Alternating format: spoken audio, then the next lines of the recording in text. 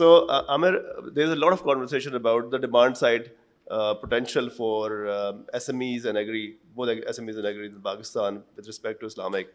So there's no second thought about it. There's no second opinion about it. But if you look at the numbers, and if you look at the fact that on an overall basis, 3.7, 3.8% is SME versus the total financing. But when we talk about Islamic, it's about 1.6 to 1.8%, right?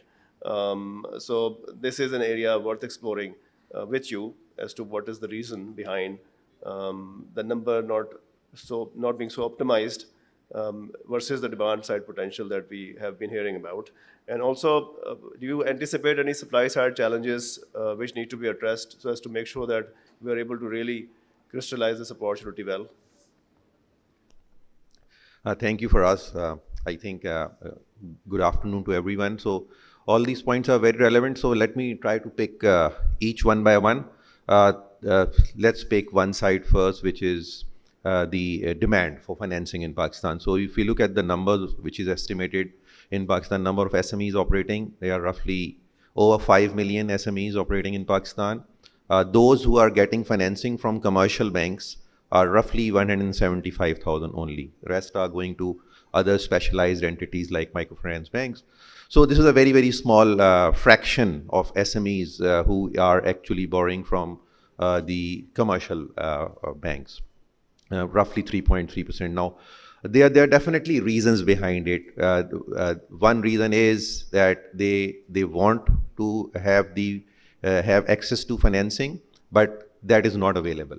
And that is not available for multiple reasons. A, the ability of the commercial banks to service and understand their needs. And B, the absence of specialized financial institutions who can focus on SMEs. And we have seen this very clearly in case of microfinance bank, that I always look at the number of parties or the customers or the borrowers who are taking financing rather than the value, because when you look at the value, then probably government is the biggest borrower and it crowds out. So if you look at the stock of the government domestic borrowing, it's north of 43 trillion and it has gone up from 35 trillion last year. So there is an increment of over 8 trillion, which means 2 trillion every quarter, right?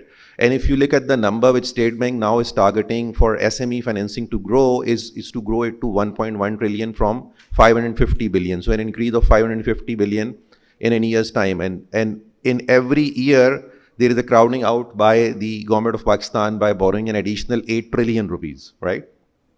So definitely, if you look at the large commercial banks, they have deposits available and they have the ability to use those deposits to actually fund different types of customers or borrowers, and SME is one segment. So I always look at SME in terms of number of borrowers or number of parties taking financing rather than the value, because you cannot compete on value with government of Pakistan, right? In terms of the funds being channelized there, they are completely being crowded out. The SMEs and even in some cases corporates, you talk about the ADR also.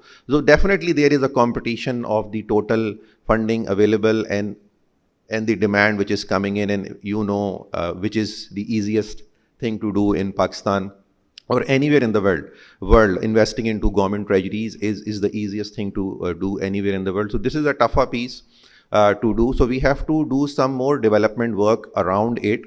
And I like to highlight certain things which are important, and I wish we can jot these down. There are very good discussions going on, and I love Hamza to actually jot down all these good discussions and make a white paper out by the end of this conference, so that when this conference ends, there is an impact and there is something out there which we can look into and which can try to implement.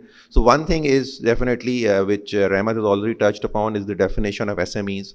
This definition is there for quite some time. I think at a central bank level, there is a need to change it. Even just 2 years ago, when the dollar to PKR parity was half of it, what it is today, the same number was there for the revenue determination, for the financing limit determination. So the maximum one can lend it to a finance to a SME entity is 200 million rupees, a medium entity.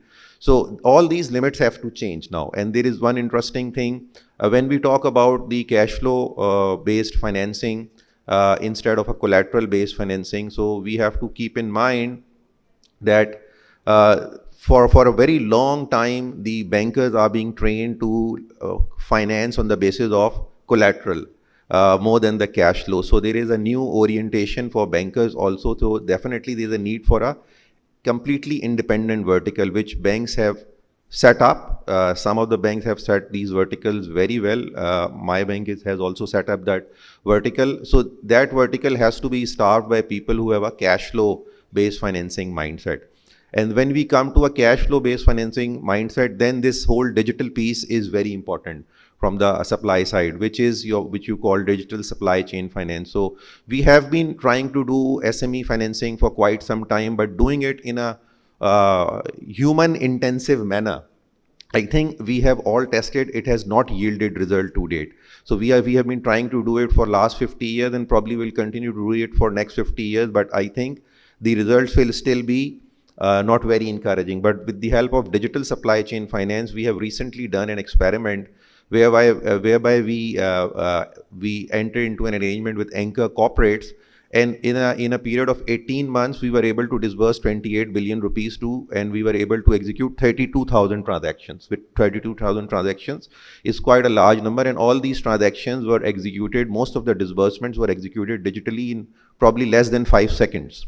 What number I get is like 3 seconds. It's the time required to disburse funds into a customer's account. So with the help of digital supply chain finance, I think it is possible to convert our dream of helping the SMEs to rely on the organized financial institution. Actually, even today, SMEs are taking funds from different unorganized persons, but to help them to come to this platform, there is a need for a ecosystem. So now this ecosystem is being built. Now what is more important, that the bank should work together and connect with each other and the help corporates to connect to each other. Because actually when you look at the supply chain finance, which is the topic of today's discussion, it is a vendor or a distributor which is working with an entity which is a manufacturer of a goods. So we have to connect the entire supply chain. There has to be a person who's actually making the finished product. There has to be a connection for financing those distributor and retailers who are selling those finished products. And there are multiple whole downstream industry in the form of various vendors which are making different components to that main manufacturer. So there is a need to link all of these. So there are corporates which are definitely using good ERPs. They have good linkages. They are generating invoices. They are generating purchase orders, sales orders. So it is important for banks to understand how actually when a corporate entity buys anything or sells anything, how does it work? And then we have to connect those anchor corporates into the bank system. So when I gave you the example of about these 32,000 transactions, so it was about connecting that anchor corporate and the distributors into that digital system. So once they are there, it's very simple to have a complete track of things, even if the funds are not in certain cases directly moving from one account to another account, where the retailer is depositing funds directly into a distributor account and distributor is actually selling the products on behalf of the anchor corporate. But because we know there is a sales invoice being generated between that anchor corporate and that distributor, so we know there is a transaction happening. Although some part of the transaction is not being completely settled in cash, and the cash is coming directly sometimes into a corporate account or a distributor's account. But when you are integrated into a supply chain finance ecosystem, even the need to assess credit on the basis of reviewing the bank account statements of an SME customer, which is a standard model for banks. When we determine a credit limit for a SME customer, we look at the bank account statement. But if you have a track record from an anchor corporate showing, because you know this, when you go into any company's journal ledger, there is subsidiary ledger. In subsidiary ledger, each distributor and each vendor has an accounts payable code and an accounts receivable code. So if you are working with a corporate, you can see how much sales are being churned out of that particular distributor, or how much goods are being, or raw materials are being purchased from that particular vendor. So with the help of that anchor corporate, now you have real data. Earlier you had only had a proxy data looking at the bank statement. So with the help of this digital supply chain finance, I think we can only make this dream come true. Otherwise, we will continue to work around, and these workarounds will end into roadblocks and will not grow. But few things which I like to add here from a regulatory perspective. So if these points are converted into an actionable item. So one thing which is important, to the best of my knowledge, there is a limit which is allowed to SMEs, which is 200 million. But simultaneously, when you do cash flow based financing, it is important that the contract enforcement should be strong in Pakistan. Unfortunately, on an overall basis, as per rule of law index, we rank 130 out of 140 countries. On a civil rule of law enforcement, we rank 128 out of 140 countries. So I don't think we are in a good shape. But there is a separate judicial system for actually adjudicating smaller loan defaults, which is the banking court. The banking court were allowed to decide on loan defaults of up to 50 million. I think that has been increased to 100 million, but somebody can reconfirm that to me. So now there is need to have an alignment. If State Bank is saying 200 million and the banking court is saying 50 million or 100 million, I think both are not in sync. So at least to help SME sector, where we have 5.5 million SMEs, we say they give 80% of the non-farm labor employment.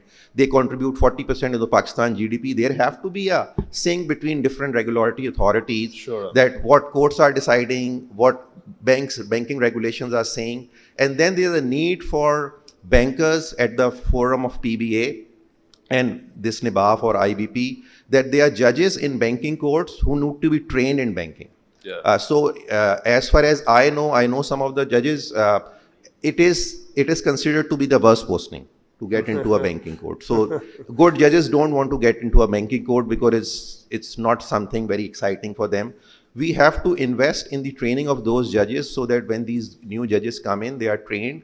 And I think banks have to step forward for that, the Institute of Bankers and the NIBAF, to train them so that it becomes an interesting assignment for them. And they understand what banks are doing. And once they sit down with bankers and those training sessions, they will get to know that generally I would say 99.99%, when a bank go for a recovery effort, it is completely professional and it is completely honest effort. There is no other intention in pursuing a defaulter in a banking court or in any other court. So we have to train them, the judges. We have to complete the ecosystem on the digital side. We have to align the financing limits, and plus SMEDA is an authority which is there.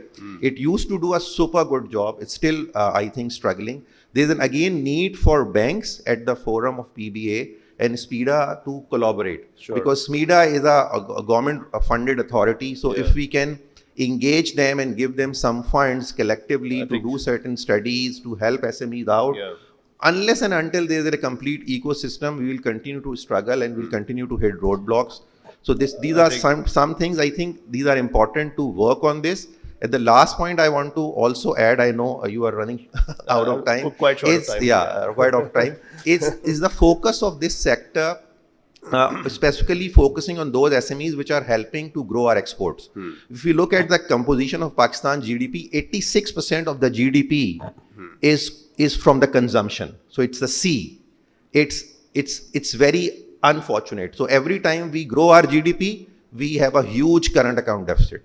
Because only the export is coming roughly 17%. So we should help those SMEs and help those corporates first who are contributing to exports rather than who are contributing to consumption. Because if we still continue to grow our GDP based on consumption, we will again get into a foreign currency default.